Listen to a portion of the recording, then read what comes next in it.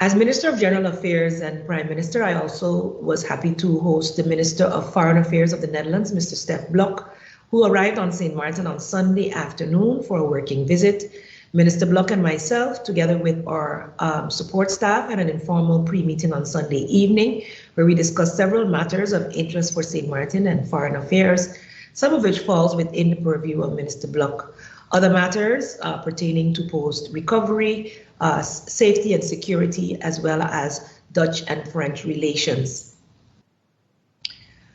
The highlight of the discussion also was between the relationship of the St. Martin and the Dutch Ministry of Foreign Affairs. On Monday morning, our entourages both met on the French side with the Prefect, Madame Sylvie Foucher, to discuss the Dutch-French relations, highlight areas of concerns, and plan the discussions for the upcoming quadripartite meeting, which was scheduled to take place in December, but may move over to 2021. We're looking forward to escalating a lot of the ongoing discussions that have been going on for several years to come to a good consensus on how best we can move forward, especially as it pertains to working together as two separate constitutions and countries and nationalities, but people that are basically one, with family, economic, and other ties that cannot be easily broken and must be taken into consideration in all decision making. So I look forward to us continuing these meetings in the best interest of our people on both sides of the island. Also, yesterday on Tuesday, we had our annual KOBB, which is the Koninklijke Overleg Buitenlandse Betrekking. So the kingdom consultation between all the prime ministers of Aruba, Curacao, and St. Martin, together with the foreign affairs minister. And this meeting we can also deem was a successful one, whereby several topics included garnering support for the kingdom mission to Suriname, as well as economic agreements and full-fledged agreements that would enhance cooperation and collaboration between the kingdom and Suriname, but also between us and the Caribbean parts of the region, especially as St. Martin is a small island development state, and the other islands as well. And together we can, let's say, benefit from the technical support to facilitate the association agreement with CARICOM. That was also a very fruitful discussion, and we look forward to the actions on technical level that will lead to tangible results.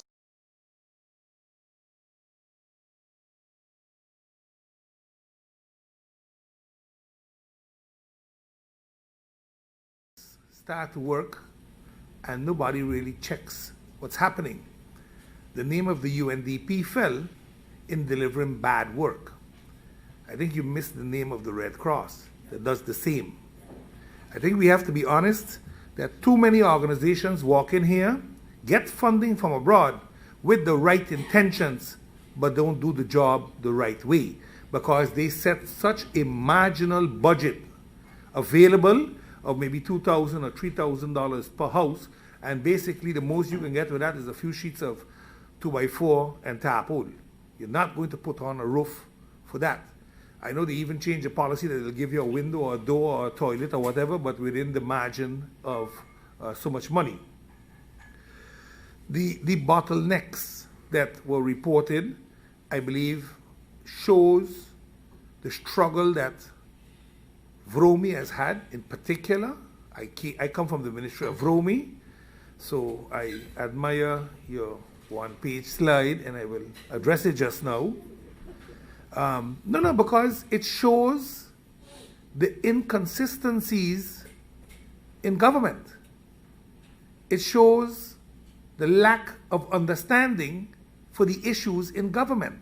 But it's great that it's on the floor because then we can discuss it publicly. The bottlenecks, the government of St. Martin, Ministry of VROMI, is responsible for a proper housing vision. A vision that exists. A vision that cannot be implemented because you don't get capital expenses to implement it. A vision that is put down now by the World Bank and the NRPB for the last 3 years. And nothing has happened. We keep getting complaints in Parliament. We keep getting remarks from members of Parliament that certain legislation is taking extremely long. But then when we look as to why there is a backlog and why certain things are not going as fast as they should, we realize that Legal Affairs Department has been depleted. Government's Legal Affairs Department.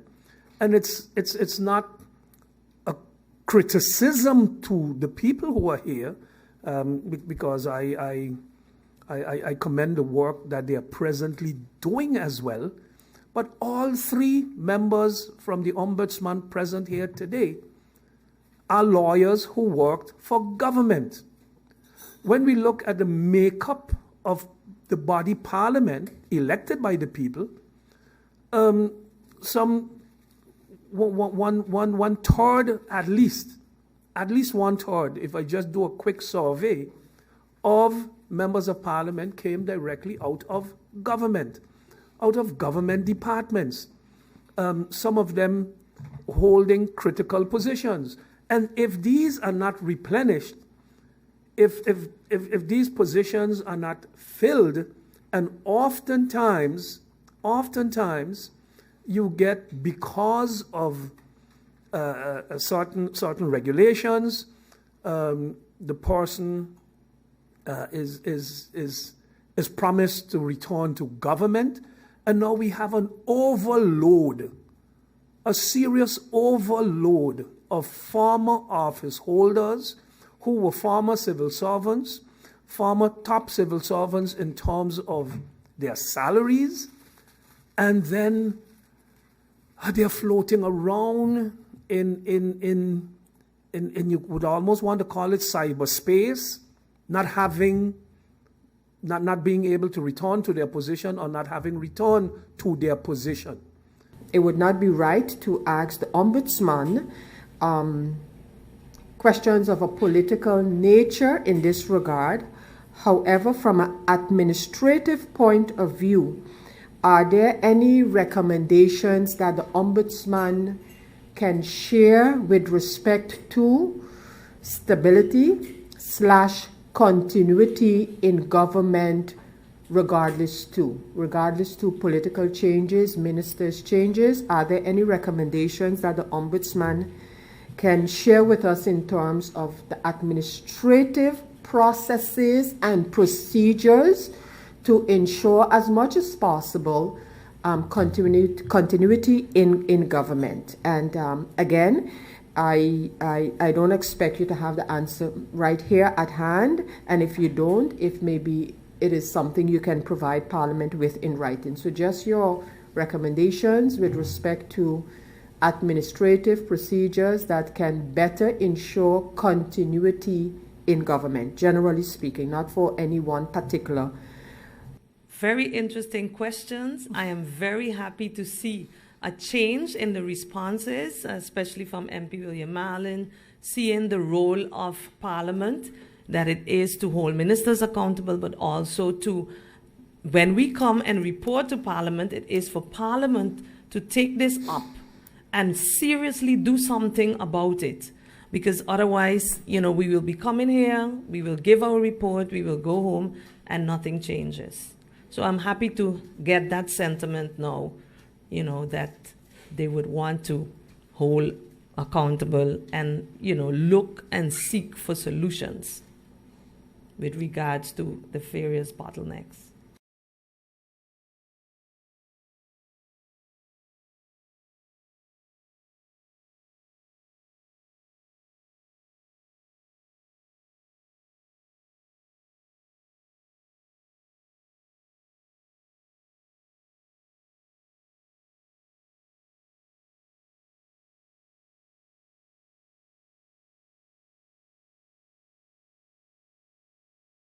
Qualifying for this event, what is the criteria? What would you say? Well,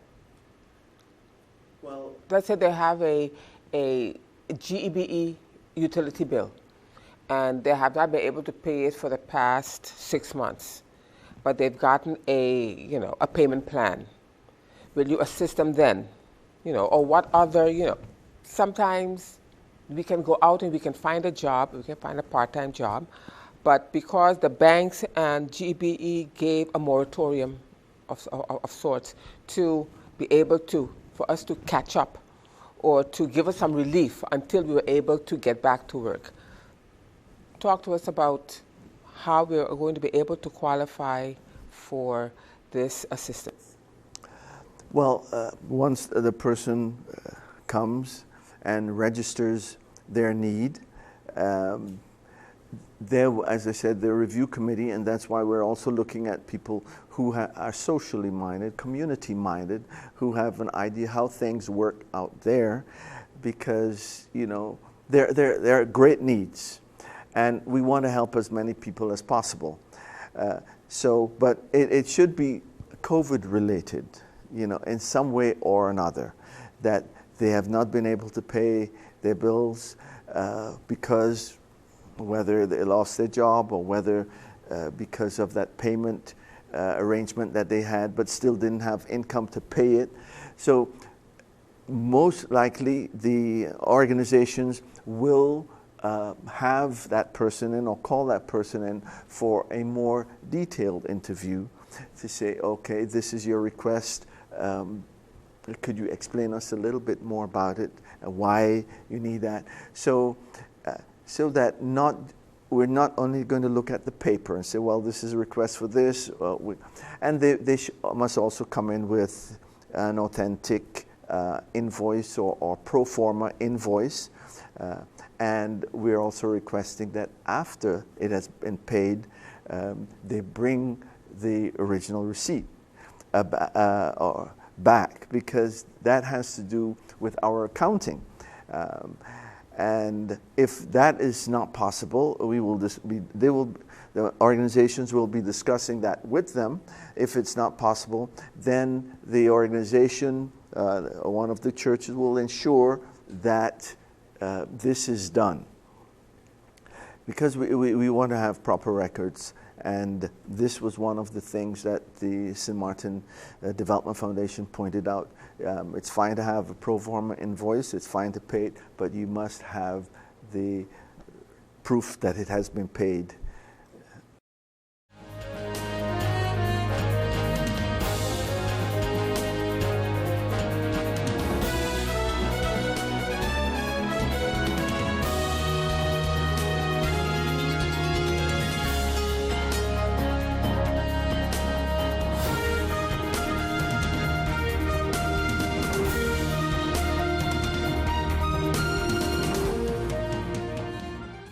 GEBE has been faithfully serving the communities of St. Martin, powering your home and our economy. Come rain or shine, our qualified team of professionals are working hard 24 hours a day to provide you and your family with safe, reliable electricity and water. We use the latest technologies and test our products daily to maintain the highest international standards. Our friendly staff is always there to assist you, whether in person, over the phone, or online. We are committed to constantly improving our products and services, making them more efficient, effective, and environmentally friendly to serve you better today and our next generation of clients tomorrow.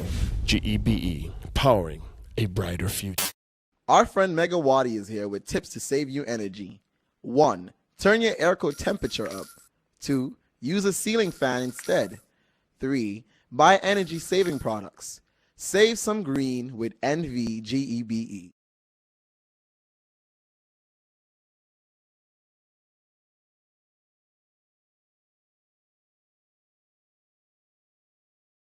Today, I would like to announce that on the 19th of November, 2020, the third phase of students being back to face in school went into effect. I would like to remind the entire community of the importance of being vigilant at all times. We would like the island to go back to normal, all of us, as soon as possible. But we also want the health of all to be safeguarded. Because the schools are part of the community and clusters of infections can occur in the community, this means that infections can also occur in the schools. The Education Continuity Plan was drafted as a means of guiding the process of going back to face and distance learning, and all of these things were taken from this plan. And based on that plan, we have developed safety plans for the schools. After vetting the safety plans of the schools, those schools whose safety plans were found to be in order were inspected by a combined team of inspectors of the Department of the Ministry of Education and the Ministry of Healthcare. During the months of October and November, the Ministry of Education, Culture, Youth and Sports continued and followed up with a series of information pamphlets which went out via the social media. The extra information is used to continue to inform parents, teachers, staff, and management not to let down their guard, but to pay attention to the protocols of social distancing, hand washing, and the wearing of masks, and the other agreements that are laid down, like cough etiquettes and sneeze etiquettes. It is important to note that all schools started with their feeding programs, the primary schools of the public section of the island, since October 19, 2020. The students in the public schools are part of a food program, the food breakfast program.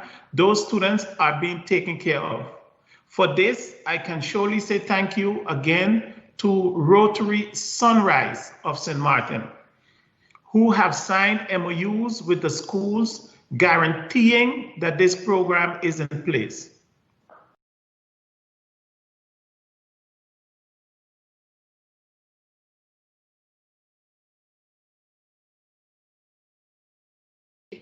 JetBlue Airlines made its inaugural flight from Newark, New Jersey to St. Martin this past Saturday, November 21st. The St. Martin Tourism Bureau representatives were present to welcome the arriving passengers and crew with tokens of appreciation. A plaque was also given to JetBlue representatives on behalf of the government and people of St. Martin to commemorate the flight. Newark becomes the fourth flight that JetBlue has added to its service to St. Martin. The Ministry of TEAT looks forward to facilitating more airlifts to St. Martin in the future.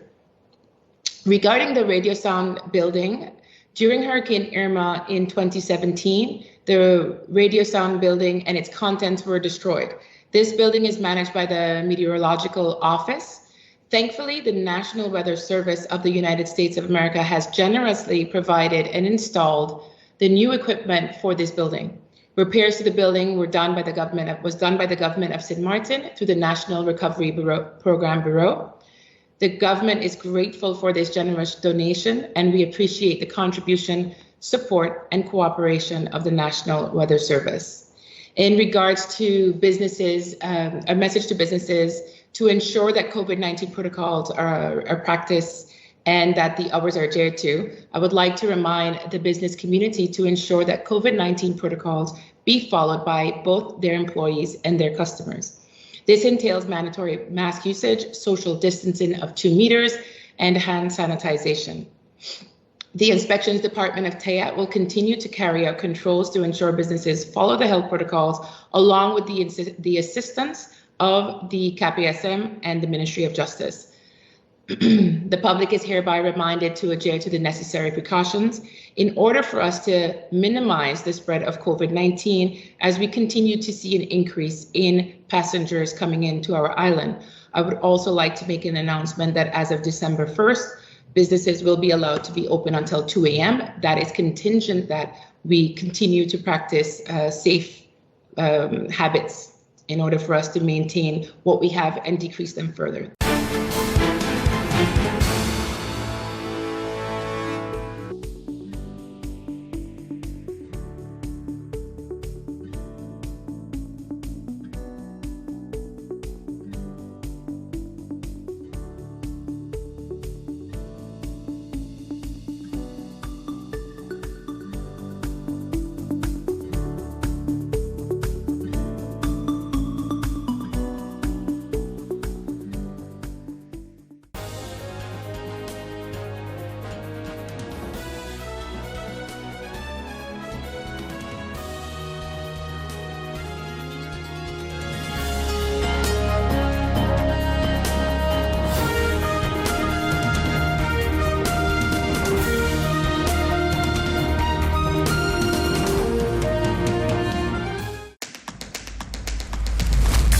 innovative Banco Matico contactless smart card.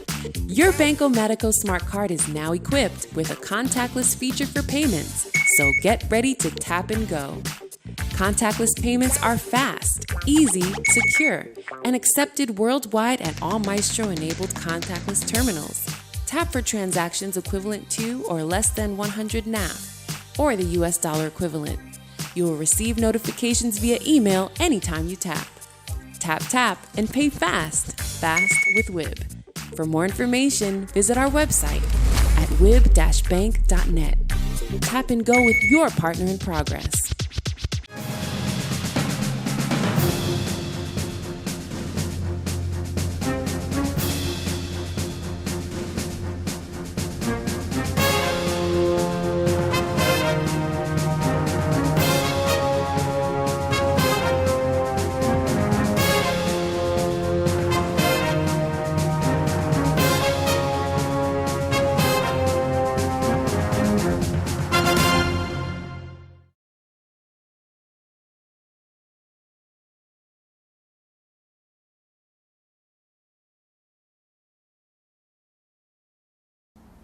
As the state party is accountable for the implementation of the covenant in all its territories, the committee urges it to ensure the equal enjoyment of the economic, social, and cultural rights by all individuals and groups under its jurisdiction. This entails an obligation for the state party to ensure that all its enactments and policies should provide for all the same level of enjoyment of economic, social, and cultural rights. Moreover, the principle of maximum available resources should apply to the state party and not to its constituent countries individually. The committee requests the state party to provide information on practical measures adopted and implemented in this regard in its next periodic report. End of quote. So this has implications for the governing program and the annual budgets of St. Martin. The means to address the development needs in the national budget of St. Martin must include resources from the Netherlands, the state party, one of the richest countries in the kingdom, and one of the richest countries in the world.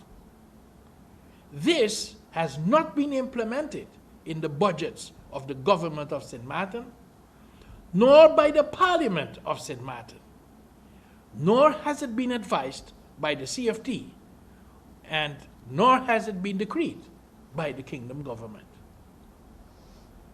The National Recovery and Resilience Plan for 2018 to 2025 was announced as the roadmap to build back better and stronger. But nowhere in this plan, the eradication of poverty is mentioned as an objective. In other words, the Dutch Trust Fund for Recovery monies at the World Bank, they are not for the full realization of all our economic, social, and cultural rights on an equal level of enjoyment in all parts of the kingdom. The National Development Vision for 2020-2030, provided by this government, does not detail the eradication of poverty, neither how to eradicate the poverty and how to guarantee the right to development of the people of St. Martin. The governing program for the coming 4 years has nothing of poverty eradication, neither of equal realization of all our economic, social, and cultural rights in the kingdom.